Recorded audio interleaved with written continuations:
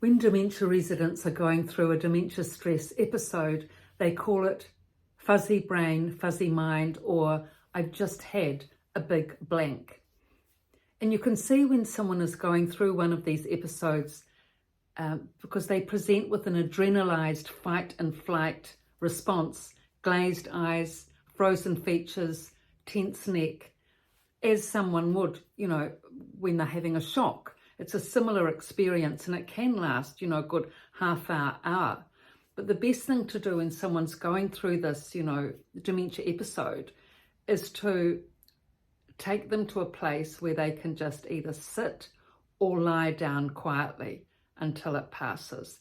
And in time it will pass. But if you reassure them, comfort them, say them that you're there to support, it's going to pass, mum, this has happened before, but it's going to be okay.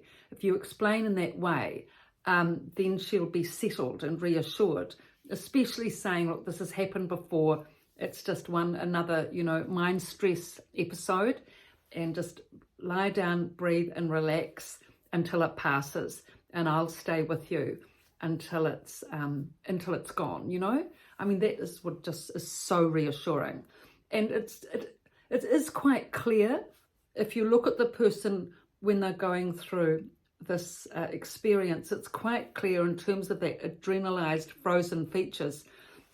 My next door neighbour showed me a photo of her grandmother, a lovely, warm-hearted, warm-featured woman in one photo, and then she said, this is her having dementia, a dementia turn, and there she was, glazed eyes, frozen features, and, a really, really stressed look. So it's such a scary experience for these people. So when they're going through that, as I mentioned, calmness, relaxation, reassurance, quiet place, take them away if they're in the lounge when it happens with a whole lot of people. Just say, look, mum, I can see that you're going through stress. I'm going to take you to your bedroom. Just hold my arm. I'm going to take you to your bedroom to lie down. Really, don't engage. Don't expect them to engage. They won't be able to engage with anyone, including you. Now, during that time, if they forget your name, which no doubt they will because they have forgotten everything, their mind has literally blanked out.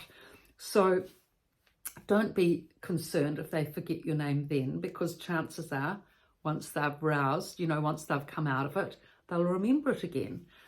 There was one instance of a woman, she had dementia, and her daughter asked her what her name was and she couldn't remember it.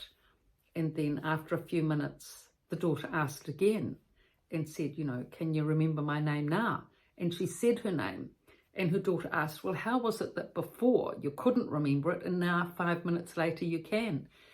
And the woman with dementia said, I just had the fears, which is a very good way of explaining it, the fears. So this is when the mind goes into its chaotic space that these poor dementia residents have to experience. But with our, support and with them being able to think through different memory tracks and through the intellect, they can receive a lot of help. So with these two dementia residents, Jack and Theodora, I'll just go into that in a bit of detail, because the thing is, confidence is a really big thing. With being able to manage dementia, confidence is so important, because your confidence is so easily shattered with dementia. A, because you've lost your memory, present memory, you can't remember what you had for lunch, what you had for breakfast. Sometimes you forget names, safety's an issue. You can't go outside or walk outside because you lose your direction orientation. And a lot of people still have a lot of stigma towards people with dementia, spoken or unspoken, and people with dementia really pick that up. And often the carers are affected as well with that stigma of dementia when people, move away and don't support, which is very sad. So, this does nothing for your confidence. It actually, reduces your confidence when someone has stigma and prejudice with a condition that you have. So the best thing that we can do with people with dementia is encourage them, appreciate them, praise them when they achieve something, help, encourage them. Encouragement gives confidence. It's one of the best things. encourage, like encouragement. It gives courage and it gives confidence because of that courage, because we want these people to be able to think through the intellect, to get the courage to communicate, to focus and concentrate.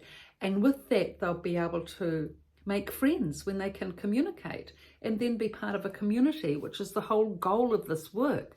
So that if they can have a positive, quality-filled life in a community, then they can have a nice 4 or 5 years of good quality life at the end of their life, if they're able to think through the intellect, you know, and get that confidence to think and communicate and make friends and be part of a lovely little dementia community, which they can be, even with all their restrictions. You know, they're amazing how much they can tolerate and accommodate. But the friendship is a big part of it. And you need to be able to think, to be able to communicate. And for that, you have to be able to think through the intellect, because the mind is dysfunctional and not working and fading out fast with dementia. So that's why all this work is being explained step by step. And you can practice this work, you know, all these techniques with your mother or grandmother at home, so that when they have a dementia stress episode, let them relax. But once they start rousing around, get them thinking again. You know, don't leave them in that big blank space. Get them thinking, get them talking, get them communicating, get them to read maybe if they can, just some simple words, maybe even a few lines. You know, Sam the cat on the poster up on the wall, ask them to read that, so that they can, you know, garner their thinking and harness that, and that will bring back their confidence, you know, much more quickly. So thank you very much for your looks and likes and support. The 2 books, The Resident's Voice from a Dementia Unit and The Resident's Rise from a Dementia Unit. Thank you for your, you know, support. I'll be speaking a lot more about the mind, the intellect, the thinking and techniques to be able to help people with dementia in these ways. So if you're interested, please subscribe, please pass on the link to other people affected by dementia. Thank you.